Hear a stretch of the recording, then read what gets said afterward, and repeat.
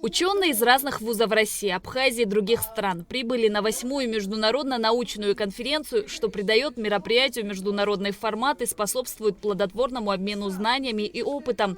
С приветственным словом к участникам конференции обратилась доктор психологических наук Надежда Лебедева. Она подчеркнула, что всегда рада возвращаться в Абхазию. Я хочу сказать большое спасибо абхазским коллегам за то, что вы берете на себя труд вот такого, организации подобных конференций, на которые съезжаются люди, которых интересуют проблемы этноса, проблемы культуры и трансформации их в эпоху перемен, в эпоху глобализации, в эпоху цифровизации, в эпоху таких кардинальных глубинных изменений.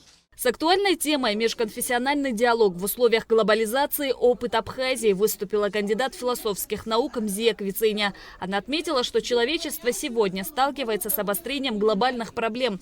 В этом смысле следует говорить о кризисе духовности всего мирового сообщества. Мзия Квициня также выразила мнение, что разделение учеными современных обществ на цивилизованно развитые и отсталые – весьма спорный вопрос. В реальности же мир находится с точки зрения нравственного развития на уровне варварства. Мы сегодня наблюдаем проявление жестоких агрессий одних цивилизованных, в кавычках, правящих элит против других стран. Парадокс состоит в том, что большей частью духовным кризисом охвачены общества экономически развитых стран. Амбиции политиков этих регионов мира, как США, Евросоюз, Израиль, некоторые страны Ближнего Востока в вопросе соразвития с другими странами, такие как Россия, Индия, Китай, Иран, страны традиционных обществ, до такой степени высоки и навязчивы, что чаще сотрудничество переходит в противостояние.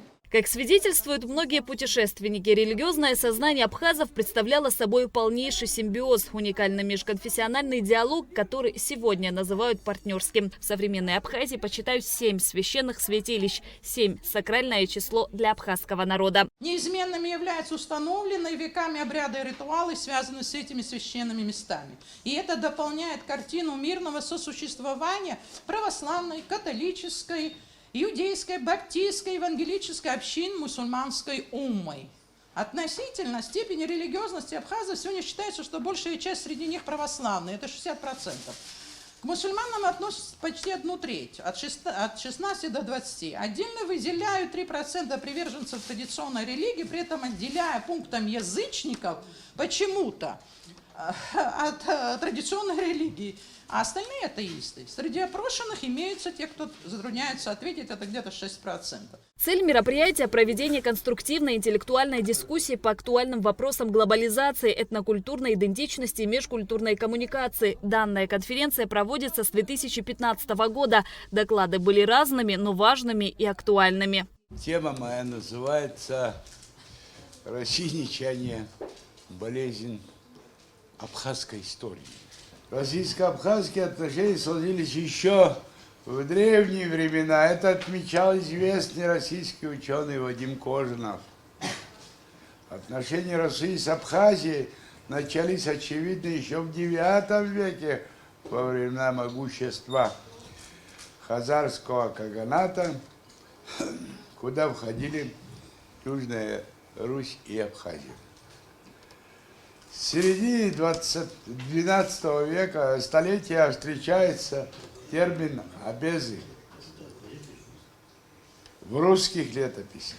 Сохранилась запись XII века о том, что великий киевский князь, внук Владимира Мономаха, Изяслав, дважды послал своего сына Мстислава к Днепропетровским берегам,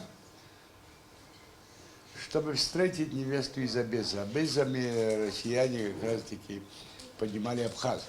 Доктору философских наук Борису Пружинину давно присвоено звание почетного профессора Абхазского госуниверситета. Однако документ с этим почетным титулом удалось вручить только сейчас. Конференция будет проходить 2 дня. Работа продолжится по секциям. Также планируется проведение молодежного круглого стола. Шазина Ханагу, Инал Гвинджи, Абхазское телевидение.